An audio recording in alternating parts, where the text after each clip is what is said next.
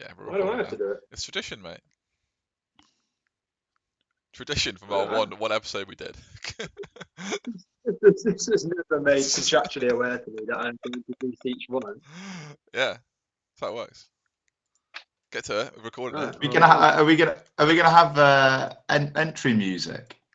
Well, mate, I can open up Spotify real quick. Give me a minute. Yeah, let's have something. It's an update. Hang on. You're not going to edit it in, you're just going to play it over the Yeah. Wait for it. I'll play like NFL on Fox. You guys won't hear it, but I've been spaced out, been absent, What's going What's on? going branched out of the thought of you and me. Hang on. I've got to get it to the chorus. Oh, I haven't listened to this song in years.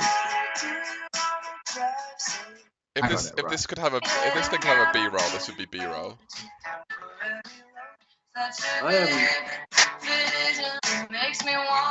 don't know if we've got those. Right, here we go.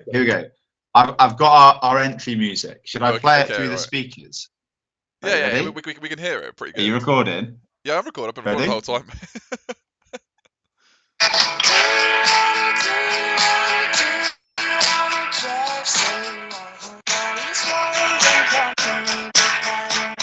And welcome to the week 2 review. I fucked it up. I should have gradually reduced the noise of the music, shouldn't I? No, it was fine. Right, You've got clearance hang to on. use that. It's also Let's technically do it week again. 3. It's But week 3. Rob, you do the intro. You've got to introduce us. What's going on? Right, you ready, Rob? What's happening? This is all going You- in, by the way. You've got to speak over. So You've got to confused. speak over the song as our intro because you introduce us. Right, okay. Sure. Are you ready? Clean cut, a clean edit. We're starting in 3, 2, 1.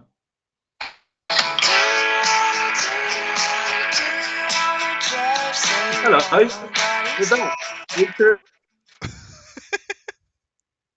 You couldn't hear a word Rob was saying. It was so loud on Well, Right, Rob, just go.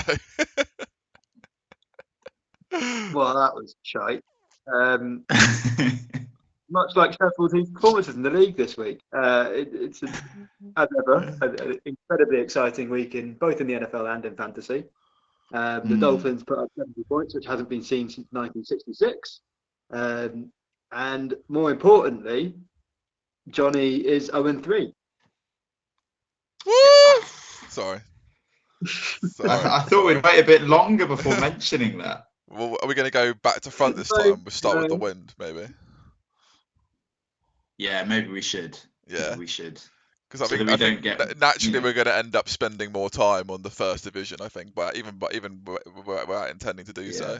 So we'll Hang on, next so week. where do you want to start this week? So start with wind, or wind or fire. Okay. Just start with one of them, and then we can do the other one next week. I mean, like, why don't we'll start with wind this week, and then we can start with fire next week. Cool. And I mean, we've touched on it already. So if you guys are happy, we can go straight in with my sorry situation that I find myself. I've actually got the standings on screen this week, so everyone watching on YouTube will have the standings there. So Ramsay 3-0, Mercer 2-1, Bates 1-2, and Johnny Hart 0-3.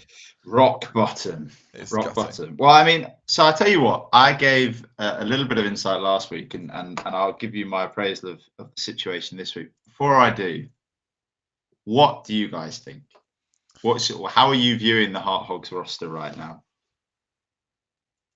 I mean, like it's obvious. Like I mean, like by all measures of like pre-season ADP in redraft leagues, and like also just like even in dynasty, like it's not like you've got old good players, or whatever. All your players have just not been performing to the level that they were last year. Like AJ Brown and Jamar Chase are your 2 best players and haven't been getting it done to the same extent, and also you've not had any consistent production in the running back position either. I mean, this week, Jemima Gibbs and Ramondre Stevenson combined for 14 points. It's just like, and you know, it's you just consistently probably need a little bit more than that. It's, you know, you're getting a bit unlucky in all fairness. None of your running backs are getting big points, even though everyone ahead of the season would have said they were going to. What do you think, Rob?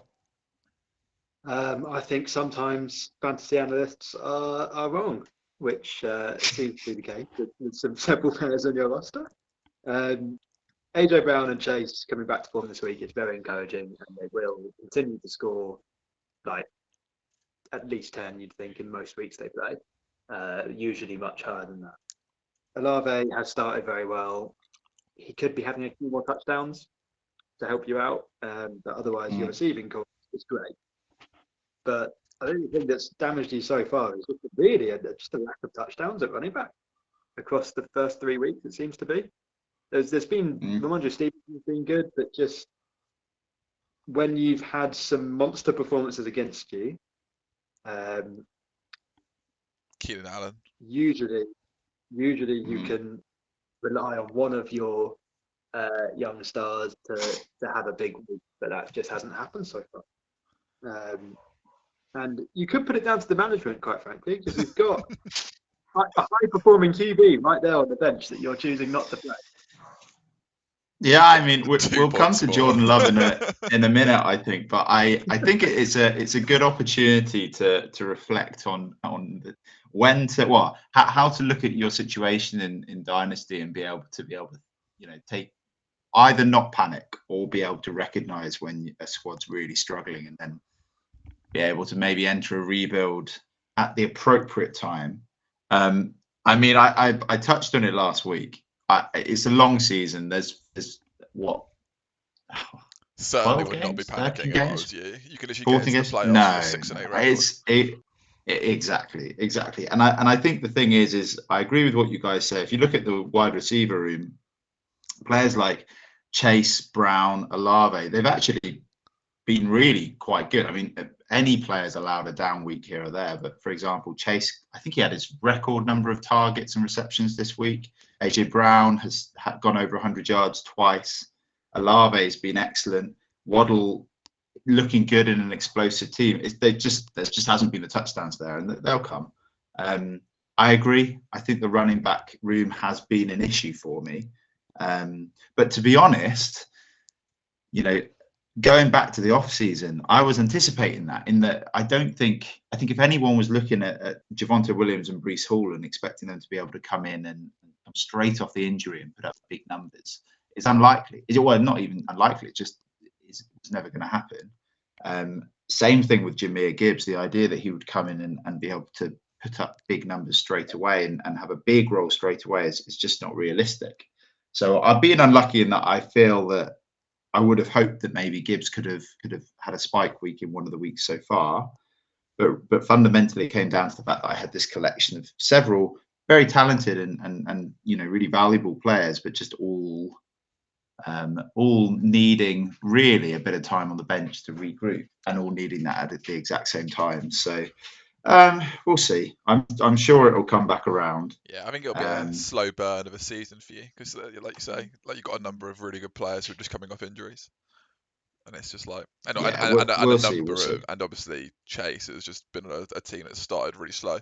So yeah, exactly. So I'm not anxious. I would say that my 2 off-season quarterback kind of punts to try and secure a solid backup for myself. In Sam Howell and Jordan Love has gone rather well. Sam Howell looked awful last week. I want to say you can't say that both of them have gone well when Sam Howell. No.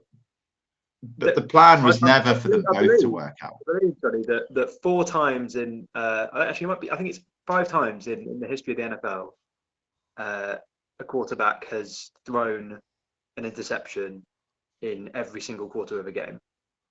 The previous 4 times to have done it have all been Jameis Winston. Yeah, I was going to say, was it Jameis? That's actually hilarious, though. Like somehow joined the my Saints' new starting quarterback. we're about to see the 5th time that a quarterback does it next week for the Saints. Winston Company was setting up last week, which is not a good place to be. Yeah. But whilst we're on the topic, I will say Jordan Love. He's currently the quarterback number 4 overall in our fantasy league, and he's done that all the while without arguably his top and most dependable wide receiver in Christian Watson. Really, question we need to be asking at this point, and I would like to know how both of you feel about this, not just Rob, because he's obviously a little bit biased. Is Jordan Love a superstar? And if he is he a fantasy superstar? I mean, they beat the Saints right at the weekend. Do you mean Yeah. 2 separate questions, right? Mm. I want to see a full season of both, to be honest. I'm not gonna lie. Because they've played Chicago, Atlanta, and New Orleans, who are arguably not even playoff teams. Well, New Orleans defense has been really. I mean, we have been solid so far, and we've made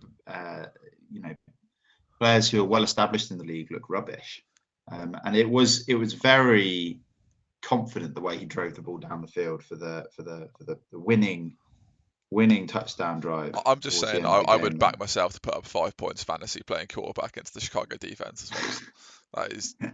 I think it's reasonable. He's obviously good. He's clearly good, but I don't know if I want to, because Geno Smith was QB5 in fantasy last year. I wouldn't call him a fantasy superstar. I thought you just traded for him, Lucas, didn't you? Yeah, I traded for him. I would not call him a superstar though. Serviceable player. No, I agree with you. I agree. Yeah. And to be honest, I think we'll touch on this a little bit later, but I think a player like Jordan Love is never going to be a fantasy superstar, even if he's a superstar in the league in real life. He doesn't run enough, and that defense is good enough that he doesn't have to put up massive passing numbers like the Vikings currently are. Exactly. So Mercer, I guess we can probably move on from my guys. The only last thing I wanted to mention is obviously it's only one more week, and then Jonathan Taylor comes back. Zach Moss has been averaging nearly 19 points per game since he's been playing for the Colts this year. If he could come back, benefit. Great player, that would be helpful for you. I suspect he may go straight into my starting lineup once he's back. So we'll just have to wait and see. Although at this rate, he could be traded to the Dolphins. That'd be kind of mad. God knows what kind of numbers he could put up if he went there, but anyway, we'll see. Right, moving on to the Whistleblowers, who dispatched with me this week in confident fashion. And he had Devin Shane on the bench. Crazy.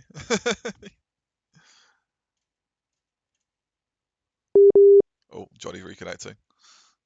Anyway, Johnny is reconnecting. In the meantime, though. Oh, right. Oh, he's back. There you go. Devin A. Chain. What a ridiculous week. Yeah, I mean, we'll get to Cook, who actually played most of it, but that is just unheard of numbers. Obviously, it's not going to be that level throughout the rest of the season. What if it is? He's not going to drop 40 every week. He'll be on track for like 800 points or something. 800 points for just the year. Well, what was first 2 weeks? They were nothing and nothing. For anyone who was starting a Shane this week was probably in an absolute hole in terms of fantasy prospects. He also has Jalen Warren on the bench, which I think is actually a really good player to have. Because I'm not gonna lie, whenever I watched the Pittsburgh game against the Raiders, much to my chagrin, and whenever Warren was on the pitch, the Steelers' offense looked so much better than when they have Najee Harris. He's just a lot better at everything, it seems. The scattered approach Charlie took to acquire the rookie is kind of paying off. Because there's a few guys in the rookie cohort who are looking fairly dynamic. A-Train, obviously. Warren, just look pretty impressive most of the time he's touched the ball, which hasn't been a lot, but. I mean, I think it's a matter of time. They're just giving Harris touches now because they just drafted him in the first round, so they're sort of obliged to. But I can't see him sticking around in Pittsburgh. And if they do, I don't really know what they're doing. It also, it majorly helps Charlie right now that he has got the number 1 QB in all of fantasy on his team. Yeah. No, that's actually technically not correct. In Rob, our league, it's number 1. He's number 1. No, he's not. I mean, I'm looking at it. He is. He Number hang 1. on. Oh, my research is going to let me down here. I 15, looked at it 27, earlier. 23-point performances against good teams as well. He played Philly, Chargers, and Buccaneers, who are all decent defenses. Yeah. So despite the Vikings being 0-3, He's been the best fantasy quarterback in the league. Kirk Cousins for MVP, even though they're 0-3.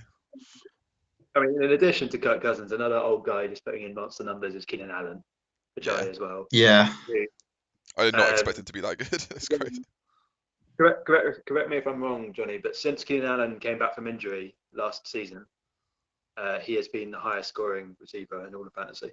I think he may well be. He's been the second highest scoring wide receiver in all of fantasy so far this year, only behind Tyreek Hill, who obviously missed a few games at the end of last year. So I wouldn't be surprised. That's 31-year-old Keenan Allen being number 2 in the league is not something I had on my bingo chart. Let's put it that way. He's looked fabulous. Yeah. So as a quarterback, actually, I mean, really and truly, what Charlie's done is Charlie is demonstrating how to do a quick rebuild, if you like, in that he recognized just in time last year that everything was going south.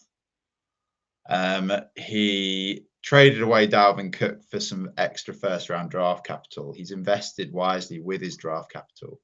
And then even though he's still got a few older players still on the roster, those are players who are continuing to gain in value, basically. Because if he'd tried to move Keenan Allen end of last year, he wouldn't have got the return that he could get, for example, if he decided that he wanted to move him now. So he's in a good position to see where the season goes.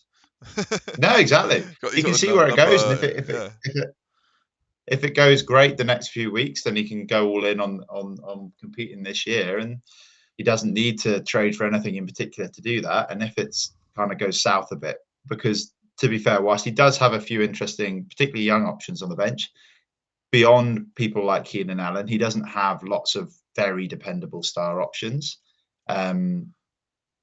So, you know, there's always potential that with some injuries it can go south. We know this happens.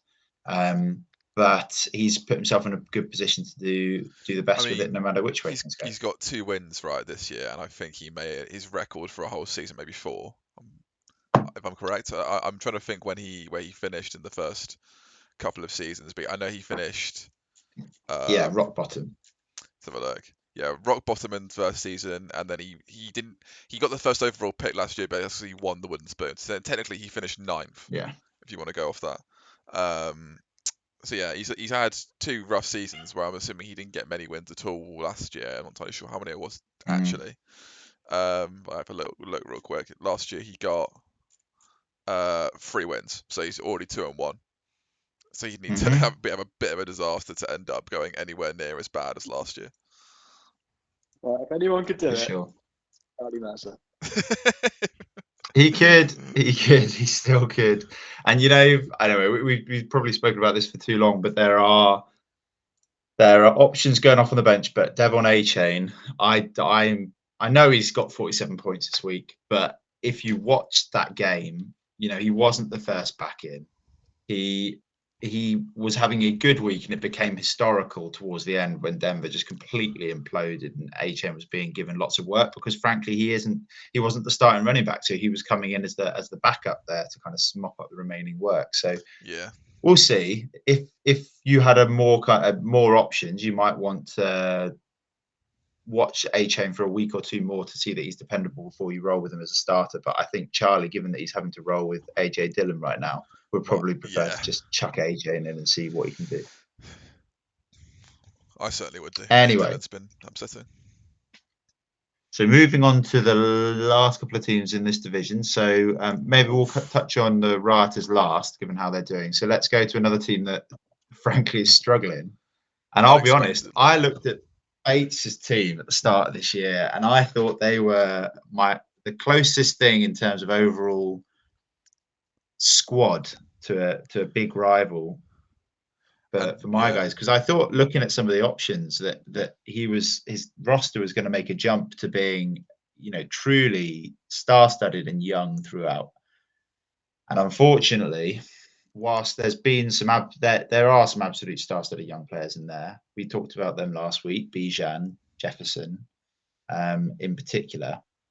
There are a couple of options here who are just completely shit. Well, 3 guys actually who are completely shit in the bed. So let's start with Justin Fields. He's currently quarterback 25 on the season. It can only get better, and they're not going to bench him. Let's put it that way. Like they aren't. I would disagree with you though, because this is dynasty, isn't it? So we're not just talking about this year. The performance Fields is showing right now. No, for that. Yeah, it looks like they're as a contender. I reckon he'll get better for Bates, but long term, obviously, I don't see Fields like if he keeps playing, like he might elevate fantasy wise, but if he's not winning Chicago games, then he won't be the quarterback for long there. And if he returns to playing a style where he's running an awful lot more, which frankly is what fueled his good fantasy outings last year, isn't there a little bit of you, particularly as a Bears fan, Lucas, which would kind of look at that and say, well, actually, maybe that's the nail in the coffin of his future as the Bears starter, because they don't want to rely on a quarterback who can only make significant gains when he the play implodes and he rushes. I mean, based on the number of dropbacks they're giving him in shotgun, that's obviously the case. But he's just not. I'm not a fucking quarterback coach. I can't diagnose his issues. I just sort of regurgitate what people say, but he's not really getting it done through that method, And the Bears are the only really calling plays that let him do that. So it's not looking good for Bates with Fields. So I guess it's a short clock because you're kind of hoping that he can. The hope was at the start of this year, if he came out and showed competence as a passer whilst maintaining that rushing upside, then he could. Yeah, that he could be a long-term elite quarterback option, and actually now, he's currently rubbish. And even if he becomes a good fancy option again, the worry is that in Dynasty he's not got a long future. I would fully hold on to him because I feel like even if he ends up leaving the Bears, I think he'll probably get a chance to start somewhere else. So I don't know though. I don't know. He's that talented. Yeah, Not no value, but there's been multiple other quarterbacks that we've seen this happen to. Where if Sam Darnold can get 2 more chances after leaving the Jets, then Fields deserves. Yeah, but this is the point: is what's Sam Darnold's fantasy value in Dynasty right now? It's pretty non-existent. Yeah, but like Fields' fantasy is obviously higher. You're quite quiet. I would love the Jets trade for Justin Fields. Wouldn't that be incredible? I mean, it would be annoying because I'm pretty sure he'd be a lot better. But... I mean, generally for Bates' team this week, you get those imperfect teams of the week on like fantasy pages, on social media, where they show players who basically an all-star team of players who underperformed their projected points. That is what Bates' team. I think that essentially could just be Bates' team this week. Almost every single player dramatically underperformed the projected points. Well, I think we need to talk about one guy in particular who might be at a turning point in his career. What do you guys think is happening with Derrick Henry? I think he's fine. Like the Cleveland defense is good. Like, and they put Tennessee in a hole really early on, so they couldn't lead on the run. So I don't think this changes how I feel about Derrick Henry. He's getting older. He won't be in the league forever, but he's still a really good running. One game. So I think I disagree in that I do. I mean, I have him in another league, so I want Derrick Henry to be good this year, and I agree that I don't think it's panic stations. I don't think Tyjae Spears is about to take over the backfield or anything like that. I think and I agree with the fact Brown's defense is very good, and this game script went against him, and he's had weeks like this before, even in his star-studded seasons. But I think it does mean that you can look at Derrick Henry now and say the years of him being the top running back in fantasy and being that guy that you see on the opposing roster, and you just think, oh God, I'm going to get 30 bomb dropped on me, and it's almost odds on for that. Those days are gone, because he's just not getting the big explosive plays. He's not getting the same massive number of carries. You know, he's not going 30 plus carries and breaking a couple of those for 20 plus yards. So Yeah, he's a good running back, but I don't think agree. he's this. I mean, for me, he's just been mostly as advertised this year. Like, I would be surprised if Bates was expecting the Derrick Henry from a few years ago to come out this season, and I don't think he needs that Derrick Henry to be around. Like, he just needs him to be better. And then last one I'll touch on Bates's roster. Again, similar storyline is Kyle Pitts, which maybe we can do a deep dive on this in another episode, because we've covered this league, this division for maybe a bit too long. But just out of interest, what would you guys be prepared to pay for Kyle Pitts in a trade? part of me is still like I completely believe that Atlanta are just using him completely wrong. Like they have like two unbelievably good pass catchers and they're not throwing the football. Like it's just ridiculous. Like I hate the way they're playing. But it's good for Bijan, so that's the silver lining for Bates. But obviously he didn't do big great this week. But that was also similar. They ended up well behind at Detroit and having to, not being able to lean on Bijan. But like he's still a really talented player. But in terms of what I'd pay for him, I'd still expect to pay top dollar, like a first rounder, because like there's no tight end you could draft in a rookie league, in a rookie draft that I would be like, oh yeah, I would much rather have them than third year, fourth year Kyle Pitts. I agree with you. He's such a unique talent that he's definitely going to have. You've got to put him in that realm. But for example, you've got George Kittle at the minute. Would you trade George Kittle straight up for him? Well, no, because I'm like, it's just there's a small part of me that's like, oh yeah, we need someone to be scoring a tight end, and Kittle is capable of doing that, whereas right now Carpet isn't. I would say if I had George Kittle, I would absolutely trade him straight up for Carpets. Oh, you mean like? I see what you mean. Oh yeah, I would do, yeah. If he offered me that 1-for-1, yeah. I don't really see what you meant. Sorry. But yeah. I would obviously rather have Kyle Pitts, but like, part of me would like not want to do it. I wouldn't really want Kyle Pitts unless I could get him on a cut price, and that's mostly just because I don't want to have to watch and root for the Atlanta Falcons back in the passing game. Offense, Here you go then, Rob. And just before we move on, I'll press you. What would you offer on top of Dalton Kincaid for Kyle Pitts? I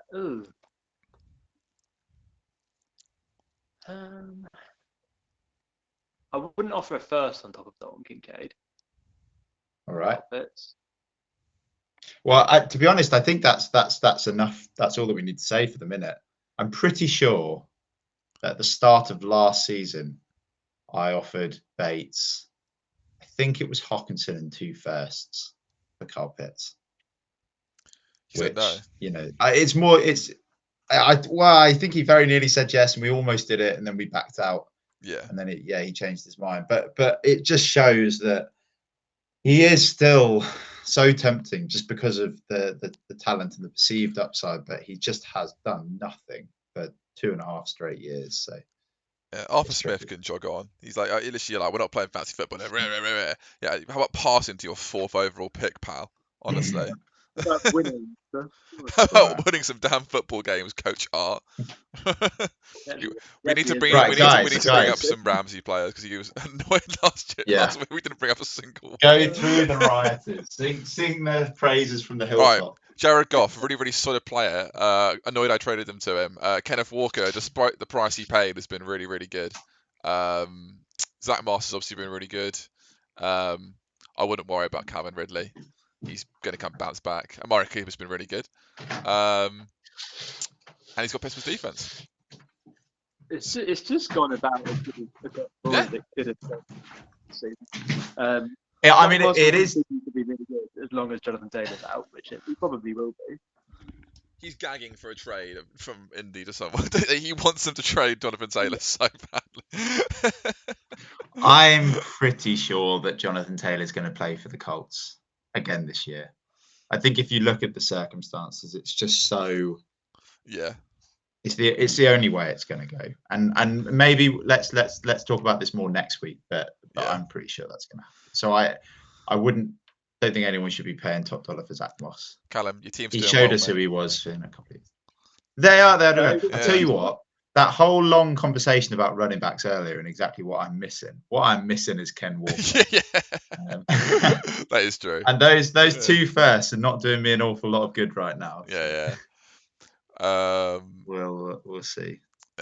Yeah, and the bench isn't great. I mean, Herbert's been really bad, but only because the Bears have been awful. I guess he's still a good player. And then Pickett's been okay, but I would get rid of Ritter as soon as possible because I think he's awful. Considering he's meant to be your running quarterback, he's put up 2 below 6-point performances this week or this year even. I do think we need to touch on the fact that with the Rioters, obviously there are several players which I agree with Rob, where things have pretty much gone as good as they can go. Not necessarily because Ridley's been a little bit down the last couple of weeks, and he showed us in week 1 what he could do. But I do think that you're not going to get 15 plus points out of Walker every week. You're not going to definitely not going to get 15 plus points out of Zach Moss. Jared Goff's not necessarily going to be a really solid scorer every week. He will do most of the time. So there will be times that the going gets a lot tougher. And to be fair, we said it before, but the Rioters do not have good strength in depth on the bench. And crucially, one of their signings, big trade signings right at the end of the off season, which was supposed to shore up that running back room, Khalil Herbert, has potentially lost the starting gig for the Bears this past weekend. Lucas, you see that? Yeah, sadly, yeah. I mean, I wouldn't put too much stock in it, to be honest, just because we didn't even we were barely in the game. Basically, we're just doing practice at that point. It was just kind of pointless. I think I'm hoping that the Denver game will at least be competitive, so that one, I can see my team not get absolutely blown out, and then second of all, we can actually get an idea of like you say, trying to see where Johnson and Herbert stand together. But I think it will be 50-50. But it seems like every team in the league is now. So it is. But this is the thing: is at this point of the season, when there's been very few, maybe a couple of the season-ending type injuries, but there's very few of those kind of niggling, muscular, soft tissue injuries, which keep so many players out as we get kind of halfway through the season onwards. So that you're holding all these valuable pieces on your team, really struggling to find starters or dependable starters. Both of the teams who are currently flying high, the Rioters, and we'll talk about the Cook 69ers later, they both have been flying high, partially because of exceptionally good scoring from the running back positions. And it's my opinion that for Callum, the running back position, if he's going to have an Achilles heel later down the season, it will be the running back position, because Ken Walker will be dependable. Miles Sanders should be. He's shown himself to be injury prone at points in the past, but I think Zach Moss isn't going to be able to maintain that kind of consistent production, and Khalil Herbert is fading fast, and there's not an awful lot else there. On the bright side, though, I think the Jags will only improve. So as they do that, Ridley and Ingram will hopefully step up in their play. So that's true. And if you've got a 3-0 start, you can afford the odd few down. I would much rather have the wins on the board. Personally, he's halfway to playoffs already. Yeah. There's not much more you can really say than that. And every time we seem to set a team, it performs better the next week. So it is. The Ramsay Rioters are the Donald Trump of the league. Derided in at first, but everyone starts getting a little bit scared. Yeah. They're gonna get knocked out week 1 of the playoffs and just refuse to leave the playoffs. Callum's team is basically Baker Mayfield. He needs to be the underdog, and when he's the underdog, he seems to perform quite well. So the minute we actually put some expectations on Callum's team, I'm sure it will grumble. Well, for the first time, I'm looking at his matchups for the next few weeks. Now, I don't think you can look at any of them and assume that he's not going to do well in them. So until there is some kind of significant injury news, I think the Rioters are a force in the league. Anyway, lads, we've spent about half an hour talking about one division, so we should fly on through and talk about some others here. Should we talk about the fire division? Yeah, let's get to it. So we've got Ben Cook, the two 2-0 teams in the fire division, Ben Cook and the 69ers and the Simon Sweethearts faced off, and it wasn't really much of a competition. You wouldn't guess that. You wouldn't guess that they were both 2-0 going into this game, would you? No. I mean, Luke had an awful start. We'll start with him, I suppose, by starting a player who was out on Thursday Night Football, which basically meant he was just playing a player down, which is completely shameful. Yeah, I mean, I would be pretty upset with myself if I allowed that to happen. The Sweetheart fans will not be impressed with that kind of a performance. I mean, I'm going through his bench. He's got like 4 players who are out or an injured reserve, so it's not amazing. He's got Aaron Jones, Odell Beckham, Jamal Williams, all on the bench, all on IR or out. He did play some interesting defensive players as well. He played Shaq Barrett and a corner in L'Jarius Sneed. He only got 0.5 points, and we underestimate, I think, sometimes the impact of defensive players. But as we'll see later on in mine and Rob's matchup, they actually were unbelievably impactful, which I'll get to. But only 1.5 points from them. Compare that to the 18 that Ben Cook scored. I mean, and then Devontae Smith, McLaurin both had down weeks. Only Pollard, Mixon, and Hart scored any notable points for him. And the Dallas defense had a -2. Week. So, yeah, not really much to say. Everyone played badly. On to the next one. Well, I guess the one thing I would like to mention before we move on to the next team is just the Cowboys' defense had a down week, and I don't think anyone saw that coming. But that was on the back of having lost Trevon Diggs for the year partway through the week. And I think we're all looking at this Cowboys defense, thinking of them as the elite fantasy defense, the elite real life defense for this year. I'm sure they'll still be good in real life, but whether they can maintain such consistently outstanding fantasy output is interesting without Diggs, because they don't have the threat in the secondary that they posed before, and that seemed last week to have a direct impact on their ability to generate pressure on the pass rush. Losing your best corner in any defense is going to be a massive stick in the tire, isn't it? But specifically someone like Trevon Diggs, who's so capable of producing explosive defensive scoring plays. So whether that be interceptions or actual pick sixes, he's got a track record of that. So obviously, his team could have performed extremely admirably this week, however, and they still probably would have lost because Ben Cook scored 180 points on him.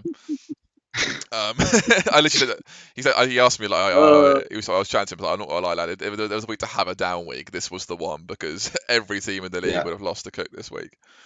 Everyone. Whilst we're on Cook's team, we have to focus on the fact. So Mostert is currently the highest scoring player in the whole of fantasy, including quarterbacks. Yeah, it's a bit crazy. Yeah, and that's by quite some margin. I mean, this Miami Denver game is going to be skewing the season-long stats for weeks to come, just because of how much of an outlier it is. Like, we're gonna, obviously, like Mostert could be like running back 10 for the rest of the season, and probably still end up being like a top 5 season-long running back just because of his 40-point performance in week 3. But I think it's worth focusing on, because it's easy to look at a team like the 69ers and think, well, where the hell has this performance come from, when maybe we didn't all rate them quite this highly entering the year. But then I think it's recency bias, right? So if you entering week 1, particularly with Jeff Wilson on IR, you looked at Raheem Mostert, you probably would say he's a favourite to be one of the better scoring running backs that year. The reason we all value him less, it's not because of the scoring. It's never been because of the scoring. It's because he's in a split backfield, and he's massively injury prone and has been for years. And he's I think the oldest starting running back in the league. Mm-hmm. He's 31, so I think so. It could be a case of an exception. He could keep going like this, or at least at a good pace all year. But he easily, could slow down or get injured. And I think it's worth noting that behind him, the 69ers have absolutely nothing at running back dependable. They have Antonio Gibson. I think he could be cut from the Commanders with the fumbles he's had the last couple of weeks, which has always been his major issue. Gainwell seems to have been relegated to second string for the Eagles with the ascent of DeAndre Swift. And then, Jeff Wilson is coming back off IR, and if Mostert was injured, he should be an option for the Dolphins. But we've seen that A-Chain looks like the more explosive player there, and so it's something worth monitoring for the 69ers, because it is a situation where he's already lost Mike Williams for the season last weekend. I didn't realize and it was so for the things season. could turn south. Yeah. So he's torn his ACL. Yeah. Massive. I mean, that is a blow when you consider the next man up is probably Michael Gallup. I mean, it's probably Romeo Doubs. Dubs played this week.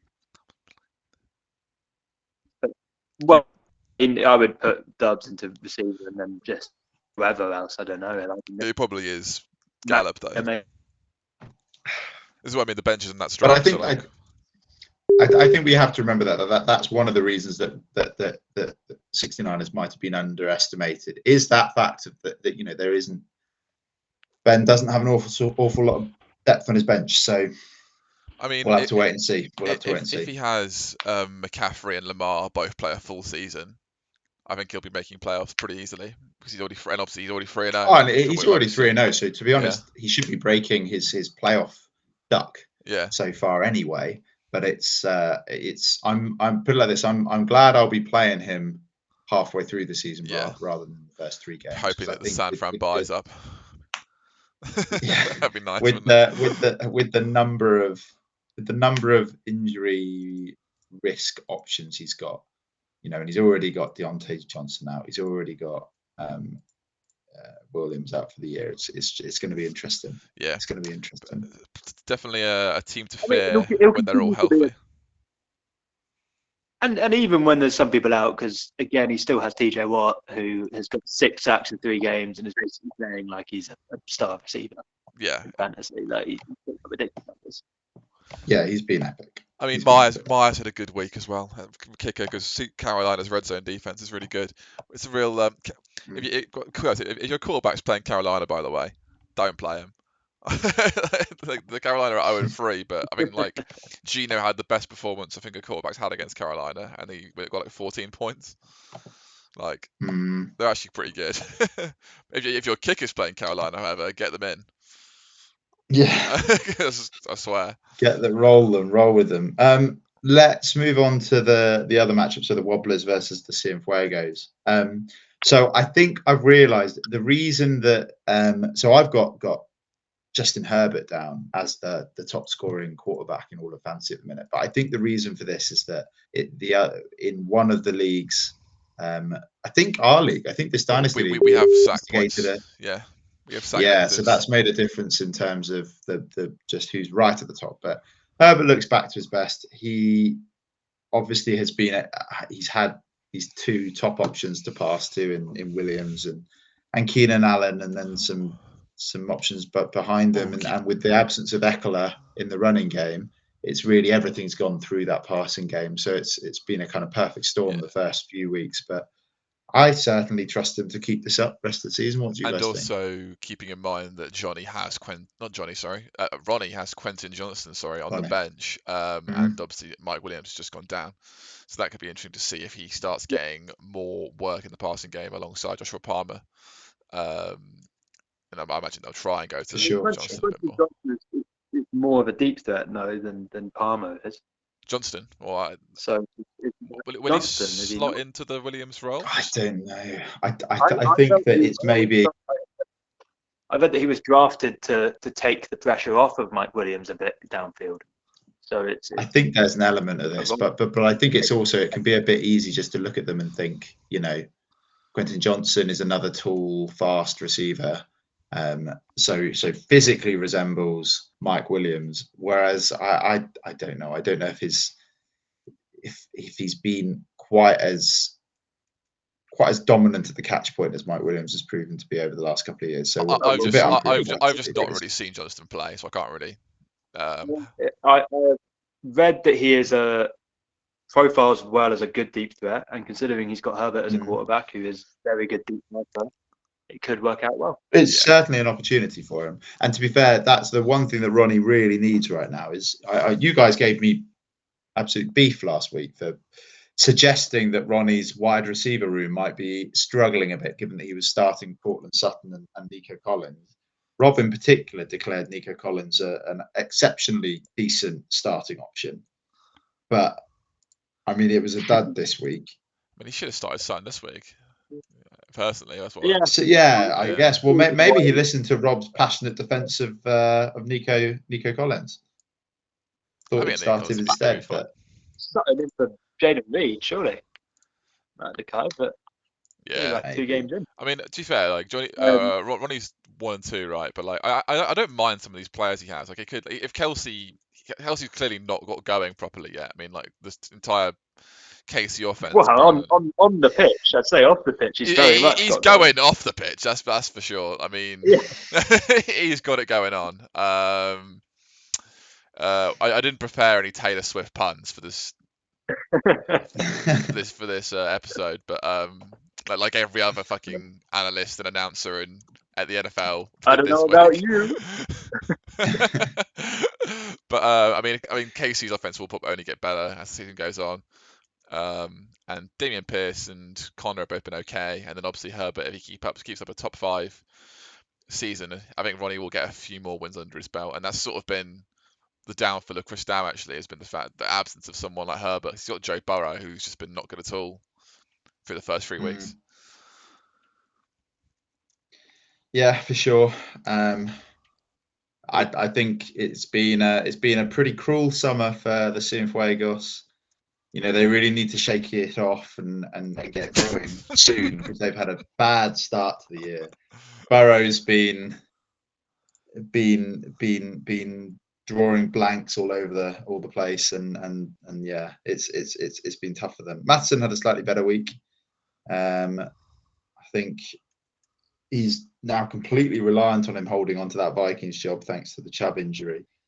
But yeah, it wasn't enough this week. Not a bad week for the Cienfuegos, but I'm struggling to looking at their roster to see where the improvement's going to come from. I would say to Lucas, don't blame me. I have been trying to offer many trade offers to him to get a bit of action going, but he's not responded to any of them, sadly. A simple no would suffice, Lucas. I hope it's not bad blood. It's not bad blood. Just say no. You don't want to do the trade. I just don't even get a reply. It's so sad. But yeah, I mean, his team's still good players. And Aiden actually got 17 points this week, by the way. I didn't even realise that. Which is fun. Mark Andrews hasn't really got going either, so hopefully he's back. I'm not enchanted with him. No, but like he's scored okay. I think these first weeks he just hasn't.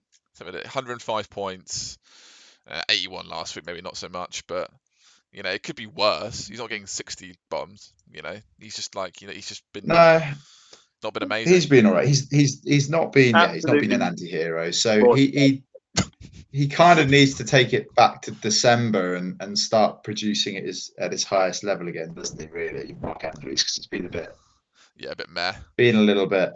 But it would be okay if he was 1 and 2 maybe. But the fact he's 0-3 is just he hasn't got the same quality you do, for example, Johnny, to just keep playing them and rely on. He kind of needs like a bit of luck to go his way at this point.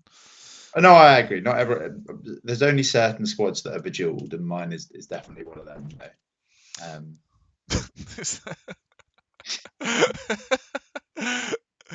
Yeah. Hey, that's the fire division wrapped up. The standings are on screen. Kirk running away over. By the way, have you noted that Alvin Kamara is coming back next week? I've got it in my notes to comment on. Yeah, Alvin Kamara's back, and I think that's crucial for Ronnie, really, because he's had very poor production from that wide receiver role. So he's the maybe the difference maker for my Saints team as well. So could be a love story. That's shameless. Right. Please stop it. Please stop it, Joe. We're gonna. Did you notice I was doing it? Rob's cut out. He's that angry. If you open up Taylor Swift songs on Google, then what you'll notice is that I think I've mentioned about 15 or 16 of them in the last 4 months. I had them up as well. I caught them. I just didn't want to give you. I didn't want to egg you on. Jesus. Right. Well, let's put our cardigan on and go to the Earth Division, maybe, shall we? That is the shittest one, yeah. It's the only one of the top 10 songs on Spotify we haven't done. And then how do you get I'm the cardigan man. into conversation? This joke is mine. It's not the easiest thing. It's a bit delicate. Anyway, moving on to the Earth Division, where the Throbs and the Grenadiers have put daylight between themselves and the rest of the division. I'm going to stop naming Taylor Swift songs now. I think I've run out. Yeah. But sorry, I actually have to find who was playing who.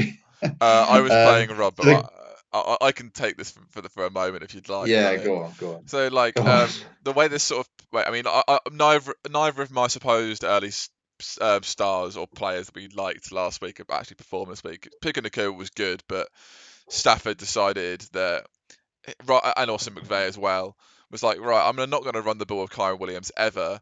We're just going to drop back and let Matthew Stafford throw it to Logan Wilson twice, who Rob was playing against me. So, I mean, he looks similar to. Oh dear. I mean, let's put it this way. So I think at the end of the late window of Red Zone, I was 20 points ahead of Rob, and I had Nakua and Kyron Williams to play, and then Rob had Adams, Logan Wilson, and McPherson, who across Sunday Night Football and Monday Night Football combined for 61 points. This is what the good teams do, right? They rely on special teams and defense. They win championship. So that's Devontae Adams' best performance in 3 seasons.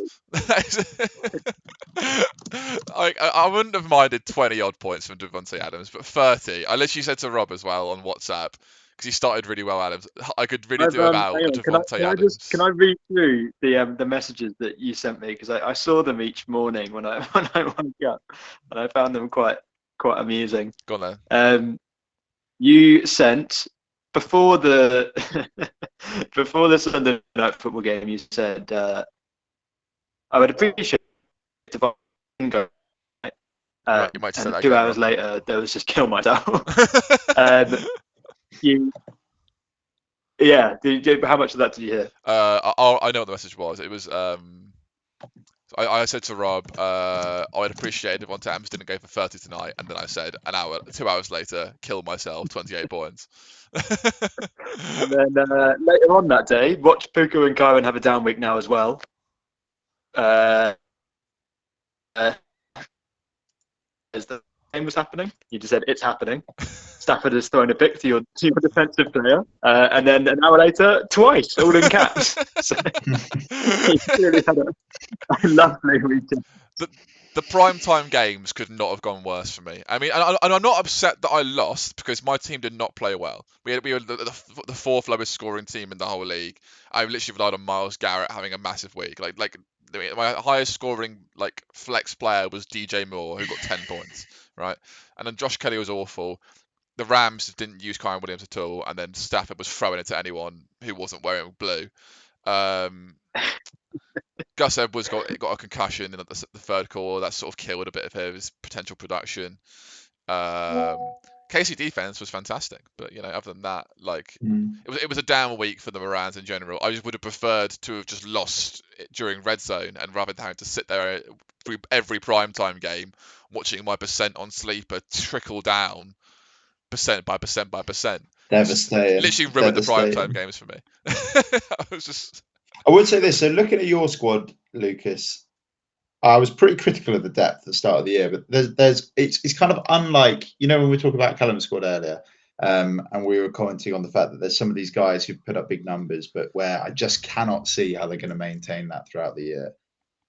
These kind of waiver pickups have done nothing. But actually, you've had multiple guys emerge who probably will continue to be very usable throughout the year, whether it's Kyron Williams, whether it's Puka Nacua, whether it's this combination of the Ravens backfield that you've got in Edwards and Justice Hill. So it was a tough week for you, but I think you've got better things coming, because you've got Eckler is likely going to be back next week. You've got Cooper Kupp may well be back the week after that. And those are two huge players to be missing. You've, for some reason, left Tyler Lockett on the bench last week, but, Well, I just didn't back him against the Carolina Panthers, and I didn't want to stack him and Gina. That was the thinking. And he only got 5 points, so it wasn't too bad. It would have been him or Gus Edwards. There'll be better days to come. Yeah, exactly. Yeah, not too worried. But Rob, you had a pretty. The McPherson did actually do something, and I suppose the Bengals' offense being slightly better but not perfect was good for you, because it meant that he was just banging field goals. I would like it to stay at that level, please. Yeah. Yeah. No, don't want to get any better, please. Yeah. The only thing I wrote, because I wrote some things down, the only thing I wrote for my team was just, please get better, Lawrence. Because it's just really depressing me right now. Is he just most of the game just not really doing anything and actually looking quite poor? Is the Jags offense just playing badly, or is it Lawrence? I've not seen enough of their games to cast judgment. What's actually going on? They played badly for most of the game against the Texans, and then the week before they actually played quite well. Lawrence just hasn't really, it hasn't looked terribly decisive in the red zone.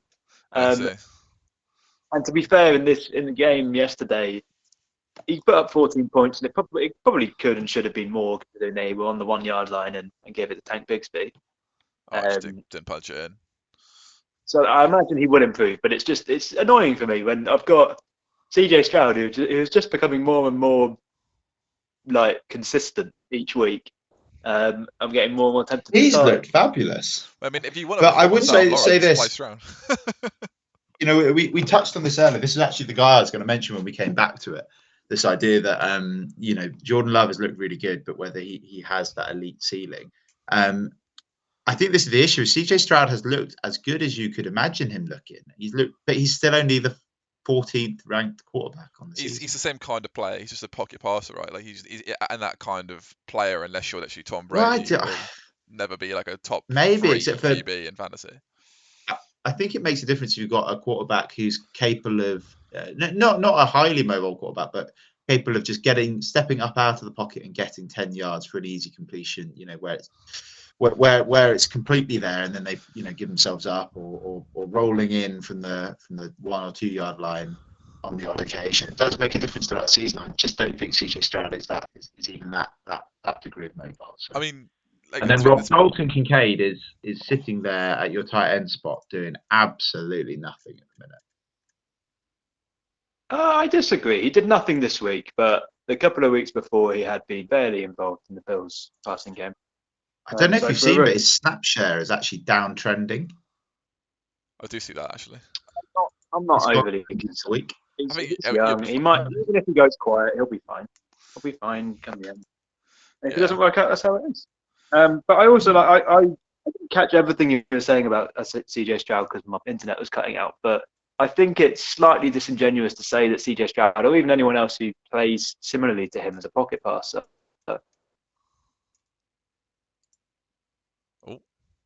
see you, Rob. Didn't get the second half of that point. Anyway, we'll see. I'll quickly chime in with on the same kind of thing. But CJ Stroud is he's interesting because he's playing for one of the worst teams in football, and he's not even and he's thrown for 4 touchdowns, almost 900 yards through 3 games, and he's not even found a pick yet, which is just pretty impressive for a rookie to come in and do that on their first start on such a bad team with no receivers. Well, I wouldn't say no receivers, so I think we should jump on to the final matchup now, because one of the things I wanted to say with the Power Rangers is Tank Dell has looked really genuinely good, and coming on in a really encouraging way too, where he was minimally involved week 1, he was involved last week and looked excellent, and then this week just looked absolutely really special. And he had a touchdown brought back last week, which could easily have been a big play touchdown, which got chalked off. So despite that, that quite unfortunate being chalked off, Tank Dell is the wide receiver 7 on the season currently. And I thought in particular it might be worth mentioning that he's actually outscoring Puka Nacua. Oh no, he definitely did. But maybe we're all getting. Sorry? We definitely need to give Tank Dell his flowers, that's for sure. He's looking like this is the 4th round draft pick, if I'm not correct, from Aiden. So yeah, same kind of level of late round player. He was a player I kind of wanted, but like he just never really. You just get scared when he's like tiny. You know what I mean? Like. Yeah. I've looked a little bit at Tank Dell's college production after his performance over the weekend. It is incredible. Like he had incredible college production, and just honestly, no one really wanted him to be small.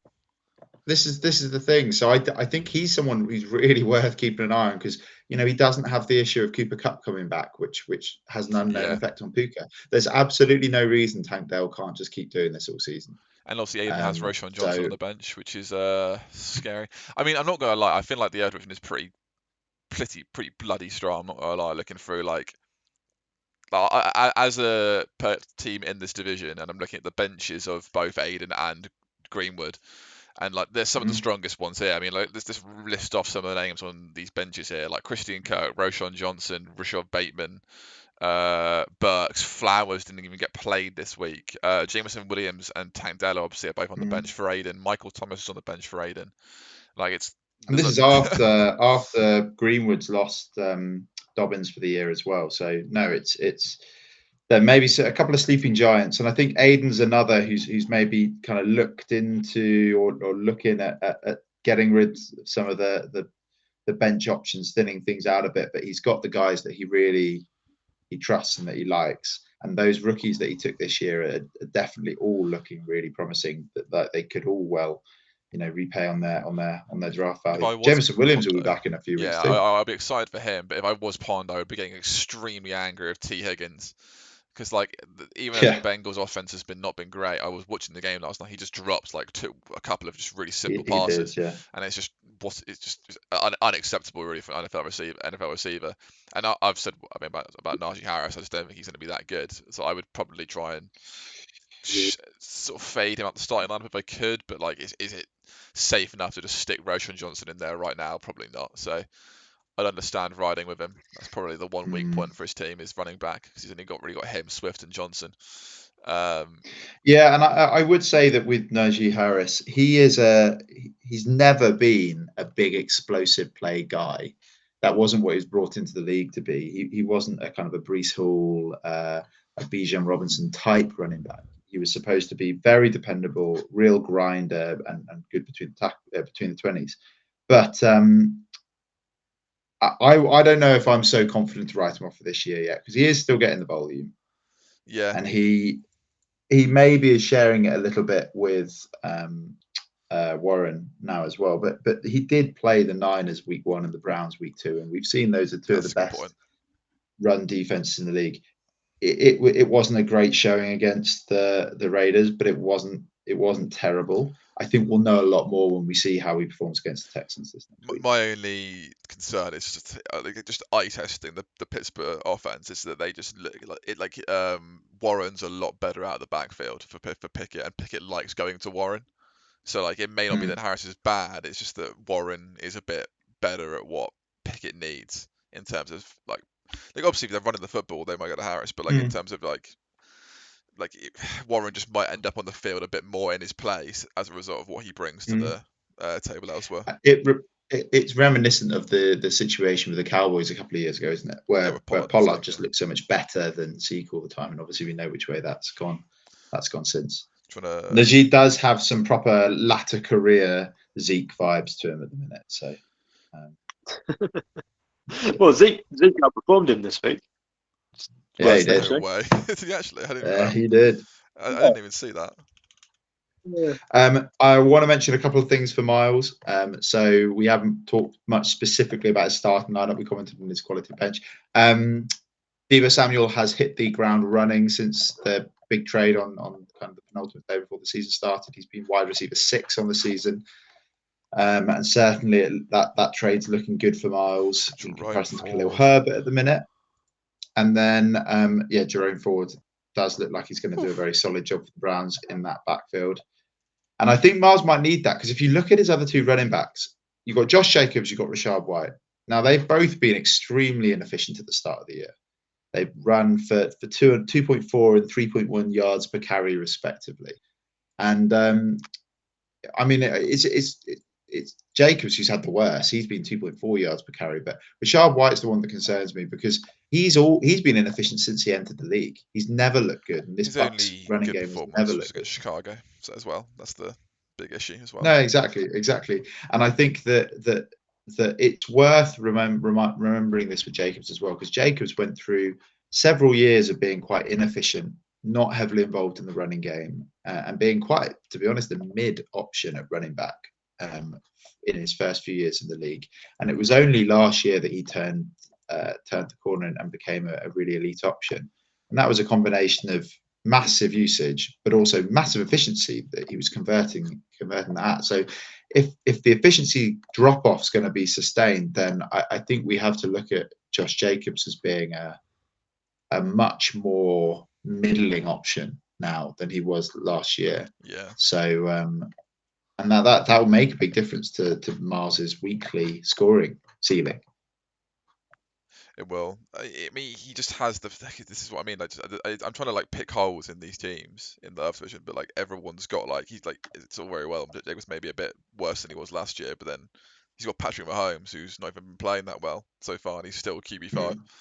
Like it's just a bit silly, really. And then Diggs as well. I want to be a bit more, yeah, like a bit more positive about Miles' team. Mahomes just like every week scoring 20 is, to be honest, kind of justifying him as the number one overall pick in our draft where we did it. Yeah. I don't think it. I think if we were doing it again, I wouldn't be surprised if Mahomes went top 10, same place. Yeah, like at least. Like I mean, if Miles hadn't taken him, he would have gotten back around to him, or at least near him, halfway through second, maybe. I'm not entirely sure. Everyone would have taken it. And the other thing is Sam Laporta, the door. The door. Looking amazing. The door. Where is he? The door. I really badly wanted him in the draft, and I almost took him out of Kincaid. I really wish I did. He's currently on Miles's taxi squad, so if you want to pay a first-round pick for the door, then you fully have the option to do so. Pay a first-round pick of your choice and pick him straight up. Oh, God, that is tempting. For the door.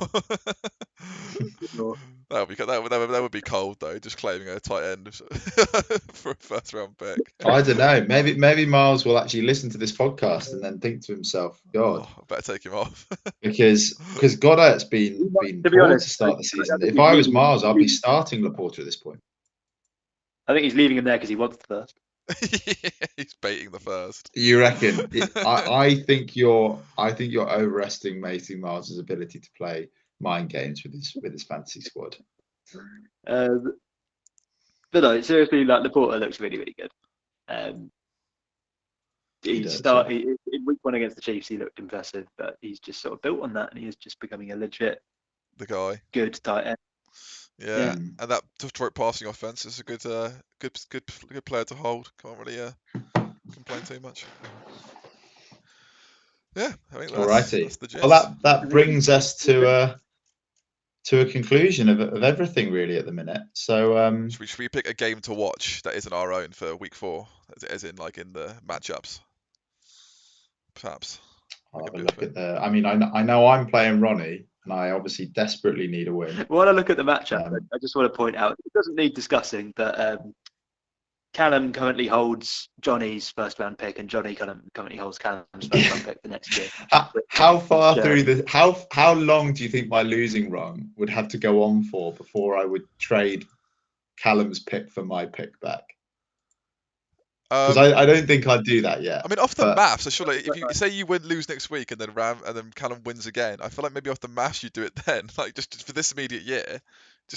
I mean, I don't know, because I still think I'm very confident that I'll make it into the playoffs. And if I do, then it basically comes down to which of our pick is more valuable. It just means which do I think is more likely to get knocked out first I round of the suppose, playoffs. but like Callum, I mean, when you go 3-0, it's incredibly hard to not make the playoffs.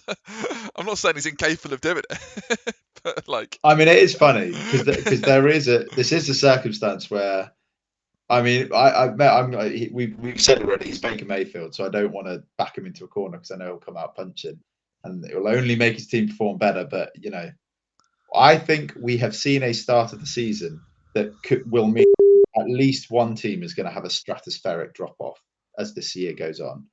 Because I don't think the Rioters, the Whistleblowers, the 69ers, I don't think these teams are all going to go on to have a highly successful second half of the season. So it'll be interesting. What were you saying? One of Charlie, one of big Benko, words one of as Ramsay. well. I actually think my game to watch this week is the Hart Throbs. So Rob against Ben and his 69ers, because I think it's like the morning after for Raheem Mostert. And then obviously now Ben's going to have to cover for that Mike Williams absence. So I'm interested to see. This might be where we start seeing some of the cracks showing for the 69ers. Famous last words. Another 200 bomb from Kirk this week. I was looking at the highest ever score, and it's 191, and that was by Christou. And well, I mean, obviously there could have been more in the ESPN era, but I don't know. But I think it was 191. Christou scored last season. It almost certainly was last year, because last year we had the IDPs introduced. So yeah, alrighty. I would say just to throw out my game to watch out there, I'll go Ramsay versus the Greenwood Grenadiers, 3-0 versus a 2-1 matchup. I mean, we've got to keep our eyes on these hot starts until they are not so hot. There'll always be the games to watch until then. Because, I'm Rob? Yes. See you, Rob. Do you want to share? He's reconnecting. Rob, to quickly just say he was about to say he is a Rob. I want to pick the Simon Sweethearts against the Bates Bang Averages. Why's that? Well, both sides that scored in the 60s this week that should score much higher than that week to week. Good shout. Looking to get their seasons back on track. Oh, great true. Shout, Rob. That's great true. Shout. That's true. Yeah. And perennial playoff teams who've had a bit of a knock. So. Absolutely. And please, God, let me get a win. That would be so lovely. And I can tell you in advance, I've got a great feeling about Javonte Williams this week. I'm chucking him in. Oh, Christ, I can see him. He's playing the Bears. I have a great feeling about Javonte Williams as well, to be fair. Or bad feeling, I suppose. Let's see what he can do. Yeah. All right. All right, guys. Nice to chat to you. And look forward to next week. Bye, everyone. Thanks for listening. Bye.